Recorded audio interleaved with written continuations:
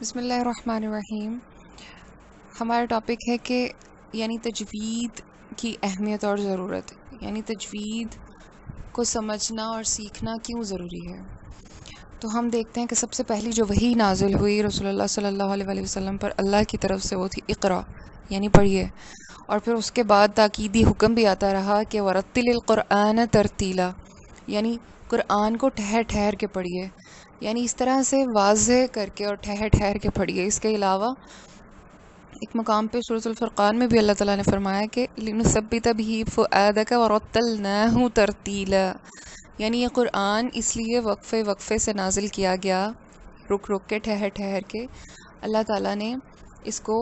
رتلناہ ترتیلا کہا، کہ اس کا مطلب ہے کہ ہم نے اسے ٹھہر ٹھہر کے ترتیل کے ساتھ پڑھا، تاکہ آپ کا دل مضبوط رہے، آپ ثابت قدم رہیں، اور آپ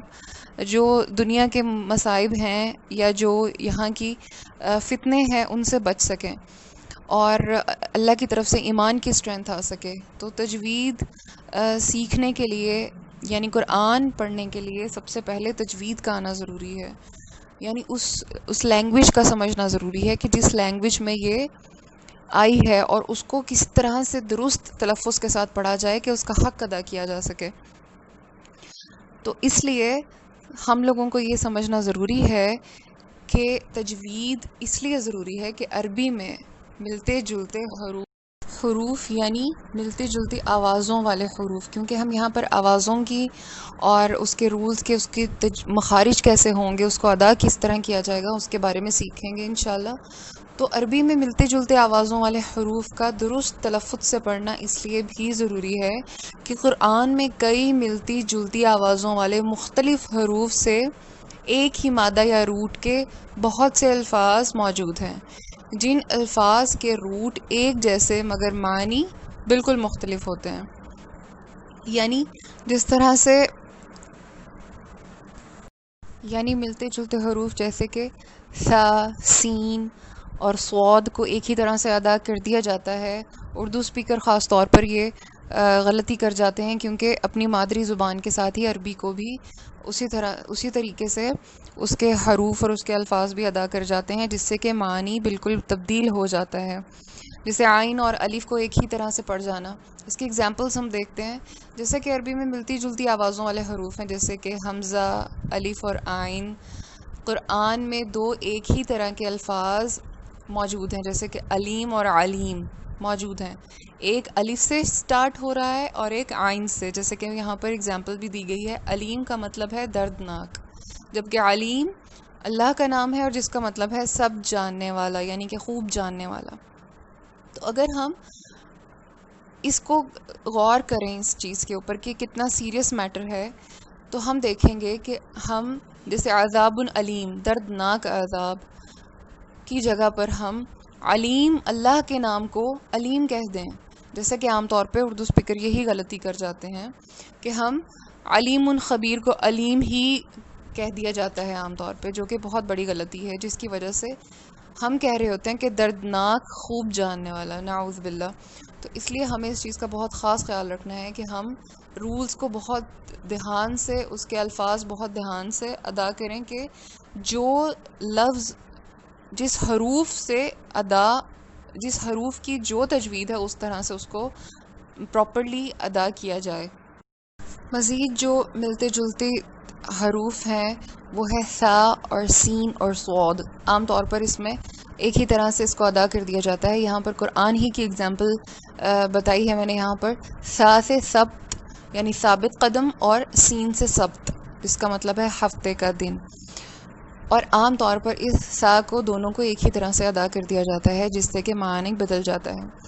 یوں سب الفاظ کو درست تلفظ سے پڑھنا ضروری ہے، تاکہ سب الفاظ کے درست مطلب قائم رہیں اور ہم اجر پا سکیں، جس کی خاطر ہم قرآن کی تلاوت کرتے ہیں۔ درست تلفظ بہت ضروری ہے۔ اس کے علاوہ تا اور طا بھی ملتے جلتے آوازوں والے حروف ہیں۔ اس کو طا کو بھی تا ہی عام طور پر پڑھ دیا جاتا ہے۔ اس کے ایگزامپلس قرآن ہی سے طیبتم اور طبتم، مختلف مخرج کے ایک ہی جیسے الفاظ قرآن میں ہیں، طبتم تم پاکیزہ رہے، اور طبتم تم توبہ کر لو۔ اس لیے ہمیں تجوید سیکھنا اس لیے بھی ضروری ہے تاکہ درست معنی کو قائم رکھا جا سکے۔ اس کے علاوہ مزید ملتی جلتی آوازوں والے حروف ہیں ضاد، ظا، ذال اور ذا۔ ان کو بھی ہم مختلف طریقے سے پرناؤنس ہم کریں گے جب ہم قرآن میں ان کے یعنی حروف کو ہم استعمال کریں گے، ایسے الفاظ آئیں جن میں کہ یہ حروف استعمال ہوئے ہوں تو ان کو مختلف طریقے سے ان کی مختلف پرننسیشن ہے، تلفظ ہے۔ قرآن میں ضلل، ذلل، ضلل، زلل مادے کے کئی الفاظ ہیں مگر ان کے معنی مختلف ہیں، یعنی یہ مادہ کی بات کی جا رہی ہے، روٹ ورڈز کی۔ قرآن میں سورۃ البقرہ میں ہے زللتم یعنی تم پھسل گئے، اور اس میں ز سیٹی کی طرح سے پڑھا جائے گا، سیٹی کی آواز نکلے گی، زلل اس کا مطلب ہے تم پھسل گئے۔ اور ذلل جیسے کہ ہماری بھی اردو میں بھی ذلیل یا اسی طرح سے کچھ الفاظ استعمال کیے جاتے ہیں جو کہ کمزوری کو یا برائی کو ظاہر کرتے ہیں، مگر عربی میں اس کا واسٹ میننگ ہے ذلل، کمزور یا عاجز۔ اب ذلل اور ذلل اور اس کے بعد ہے ضلل، ضلل کو سایہ اس کا مطلب ہے، جیسے کہ سورۃ البقرہ میں بھی آیا کہ بادلوں کا سایہ بنی اسرائیل پر کر دیا گیا، تو وہاں پر یہ الفاظ استعمال ہوئے ہیں،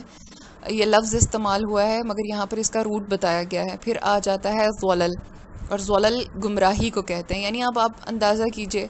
کہ ان سب کا معنی کتنا مختلف ہے، لیکن جب ہم اس کو اردو اسپیکر پڑھتے ہیں تو پھر ایک ہی طرح سے ادا کر جاتے ہیں، اور وہ ہوتا ہے ضلل، یعنی ان سب کے ایک ہی طرح سے ادا کرنے سے ان کا معنی ہی بدل جاتا ہے، جس کی وجہ سے پوری آیت کا معنی بدل جاتا ہے اور ہم وہ ثمرات نہیں حاصل کر پاتے۔